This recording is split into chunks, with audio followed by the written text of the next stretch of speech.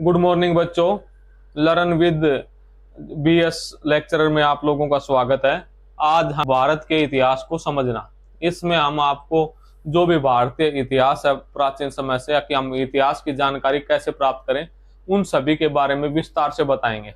कि जो भी है, जैसे मान लो 2000 साल पुराना इतिहास है तो उसकी हम जानकारी कैसे प्राप्त करेंगे। कब अशोक साम्राज्य हुआ तो उनका पता कैसे चलेगा। हड़प्पा संस्कृति क्या है उसके बारे में बताएंगे। तो भारतीय इतिहास के बारे में हम कैसे जानते हैं। सबसे पहले भाई हम जो था सिंधु घाटी सभ्यता की जहां तक बात करते हैं भाई, सिंधु घाटी सभ्यता।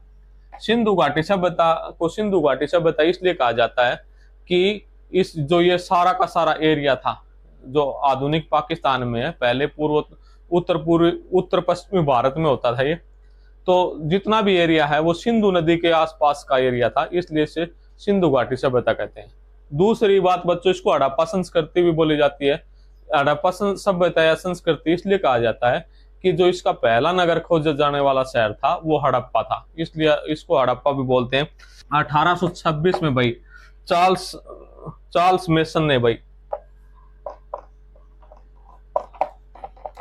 पहली बार हड़प्पा गांव में देखा कि जो ईंटें हैं उनको भाई अजीब तरह की ईंटें प्रयोग की जा रही हैं, परंतु ज्यादा वो तहकीकात तक नहीं पहुंच पाया। उसके बाद भाई 1921 में जो आर.डी. बनर्जी थे और Dayaram Sahni, sir John Marshall, तीनों व्यक्तियों ने जब खुदाई हो रही थी, कराची से लाहौर तक रेलवे लाइन बिछाई जा रही थी, तो उस पटरी के नीचे जो रेल की लाइनों के नीचे ईंटें थी, उन्होंने देखा कि ये कोई पुरानी लगती हैं। जब उन्होंने खोज की तो वो लगभग भाई 5000 साल पुरानी ईंटें थी। और इसके बारे में मैं कल भी बताया था आपको कि कार्बन C14 एक प्रणाली है, कार्बन C14, ठीक है ना। इसको हम कार्बन डेटिंग प्रणाली बोलते हैं। किसी भी पत्थर की, जैसे प्राचीन समय में भारत अलग हुआ अफ्रीका महाद्वीप से, तो यहाँ जो पत्थर हैं उनसे पता लगा कि भाई ये 1 लाख करोड़ पुराने हैं, कितने समय पुराने हैं। तो किसी भी चीज की आयु की गणना करने के लिए हम कार्बन C14 प्रणाली का प्रयोग करते हैं। इसी तरह भाई जो इतिहास है भाई, इसकी हम कैसे पता करते हैं कि भाई रामायण महाभारत या कोई और हुई होगी भाई चीजें। जो भाई वो था धार्मिक साहित्य। प्राचीन इतिहास को पता करने के लिए हम धार्मिक साहित्य का प्रयोग करते हैं। जैसे मैं आपको बता दूं, वेद भाई 4 हैं, वो लिखे गए थे, ठीक। 4 वेद हैं। सबसे पहले हम जो है ऋग्वेद है, सबसे पुराना वेद है। और भाई उसके बाद यजुर्वेद है, सामवेद है, और आखिरी जो वेद है वो अथर्ववेद है। तो उन सभी की भाई जानकारी हमें मिलती है। और जो वेद लिखे गए थे वो 1500 ईस्वी पूर्व से 500 ईस्वी पूर्व तक लिखे गए थे। यानी कहने का मतलब ये है कि जो ईस्वी पूर्व, बच्चों ध्यान देना, ये ईस्वी पूर्व लगाया है मैंने और यहाँ पर ईस्वी लगाया है। इसका मतलब ये जो अंतराल है ये 2000 साल का है। 2000 साल का जब हम ईस्वी पूर्व लिखते हैं तो इसका मतलब ये है कि प्रभु, अंग्रेजी कैलेंडर हम यूज करते हैं, रोमन कैलेंडर, तो प्रभु ईसा मसीह का जन्म 1 की साल मानी जाती है।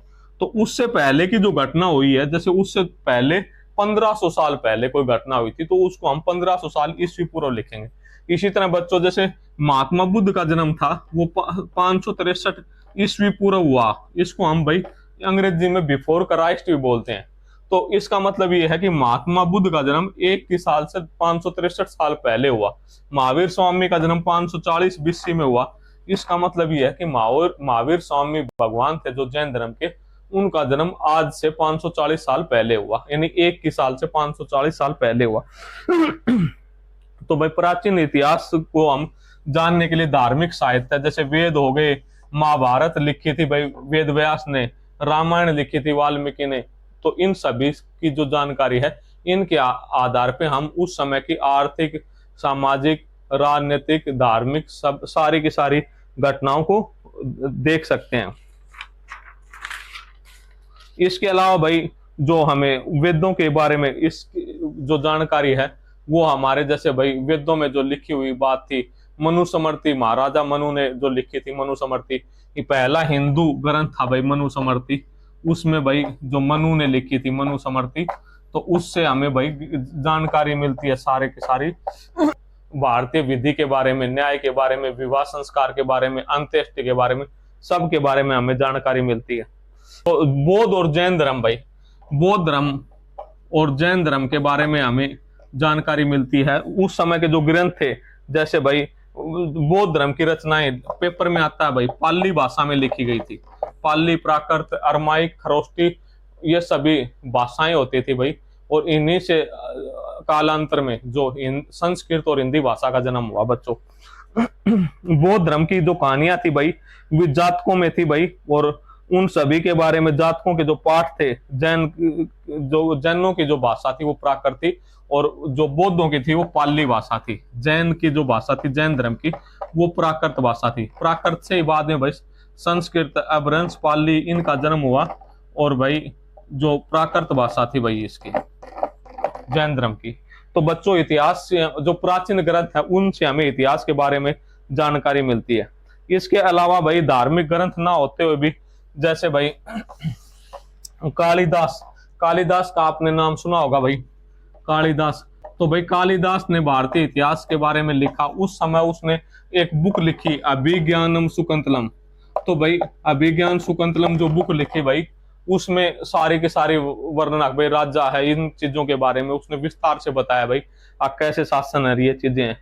ठीक, उसने इसके अलावा भाई ऋतु संहार, मेघदूत की भी उन्होंने रचना की। कश्मीर का इतिहास भाई, राजतरंगिणी, राजतरंगिणी कल्हण ने एक बुक लिखी थी, जिसका भाई कश्मीर के इतिहास के बारे में लिखा है। भाई कश्मीर में कौन कौन राजा थे, कैसी सिचुएशन थी, सब के बारे में कल्हण नाम का एक व्यक्ति था, उसने बताया।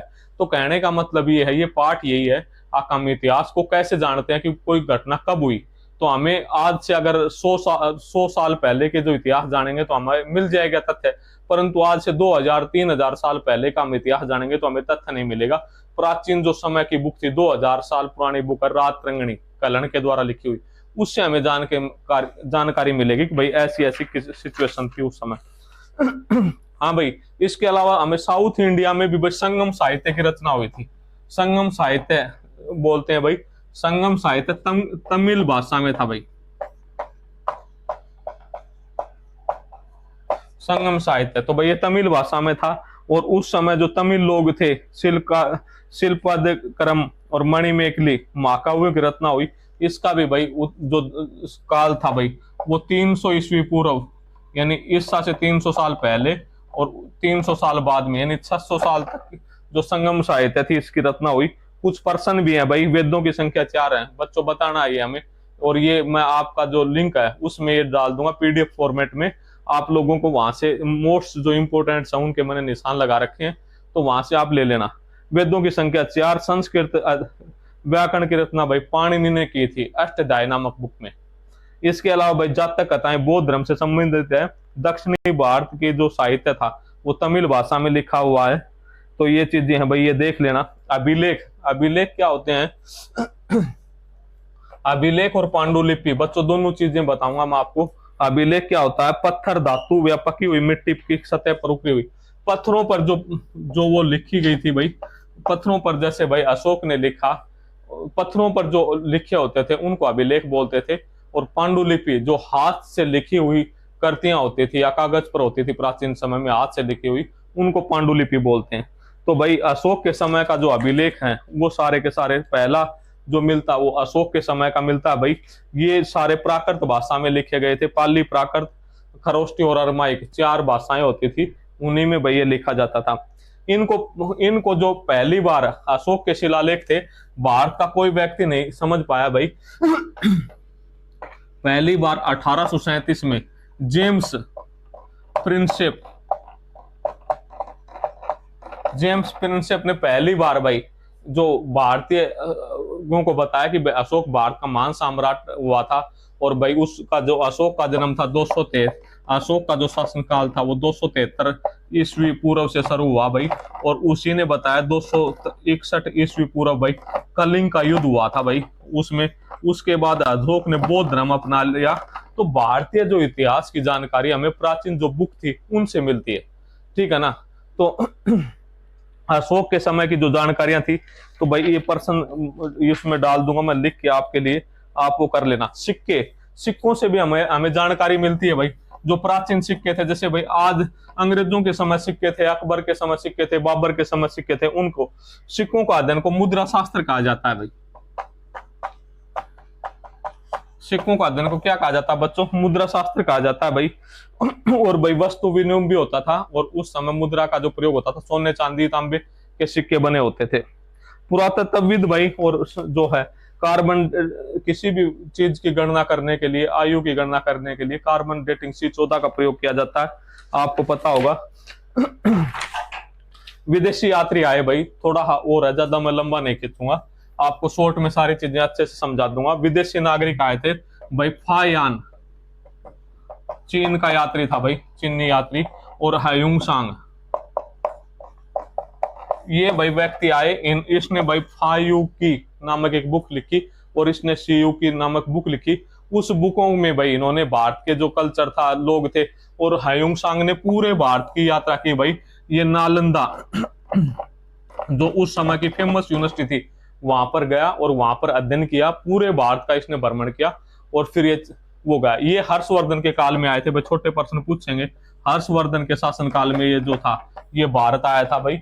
और हर्षवर्धन का शासन काल 606 से लेके 647 तक, यानी लगभग 40 साल तक हर्षवर्धन का शासन रहा था। इसके अलावा भाई विदेशी नागरिक एक और आया था भाई, जो मैगथनीज नाम का एक व्यक्ति आया था, जिसने इंडिका नाम की भाई पुस्तक लिखी थी भाई। उसमें मैगथनीज ने इंडिका नाम की पुस्तक लिखी, जिसने भारत, ये जो लोग थे उनको भाई यूरोप से जानकारी करवाई। तो भाई ये है जर्मनी का जो 1784 में भाई एशियाटिक सोसाइटी ऑफ बंगाल की स्थापना हुई। एशियाटिक सोसाइटी ऑफ बंगाल, इसमें भाई जो थी भारत के जो इतिहास था, प्राचीन इतिहास, उसकी जानकारी के जो स्रोत थे उनको इकट्ठा किया गया, और लोगों को भारत के प्राचीन इतिहास के गौरवपूर्ण पलों के बारे में बताया। बच्चों इसका मैं PDF फॉर्मेट उसमें डाल दूंगा। बहुत बहुत धन्यवाद, थैंक यू।